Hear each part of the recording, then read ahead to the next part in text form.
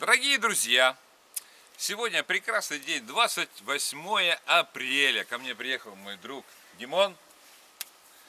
Мы выехали наконец-то на шашлычок, на природу, чтобы пожарить шашлычок, поиграть на гитаре. И решили спеть для вас свою любимую песню. Самолётик, да, Дим? Да. Да.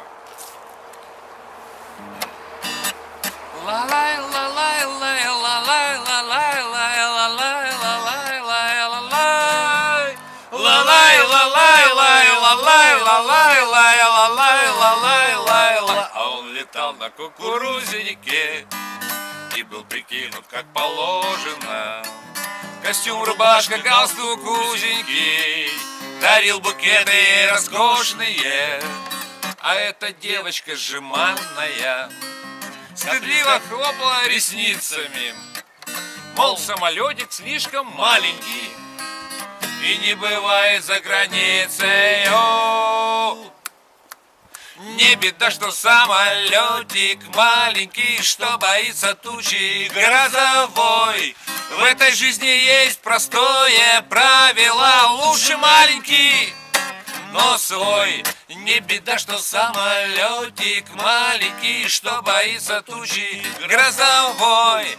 В этой жизни есть простое правило: лучше маленький, но свой. Ла-лай, ла-лай, лай, ла-лай, ла-лай, лай, ла-лай, ла-лай, лай, ла-лай, ла-лай, лай, ла-лай, ла-лай, ла-лай, ла-лай. А в небе синим и безоблачном слова выписывал признания.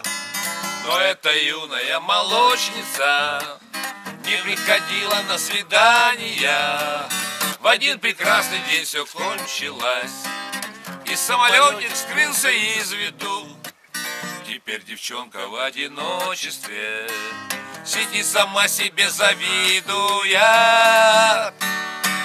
Не беда, что самолетик маленький, что боится тучи грозовой. В этой жизни есть простое правило: лучше маленький, но свой. Не беда, что самолетик маленький, что боится тучи грозовой. В этой жизни есть простое правило: лучше маленький, но свой. Ла-лай, ла-лай, лай, ла-лай, ла-лай, лай, ла-лай, ла-лай, лай, ла-лай, ла-лай, ла-лай, молодец, лай, ла-лай, лай, ла-лай, ла-лай, лай, ла.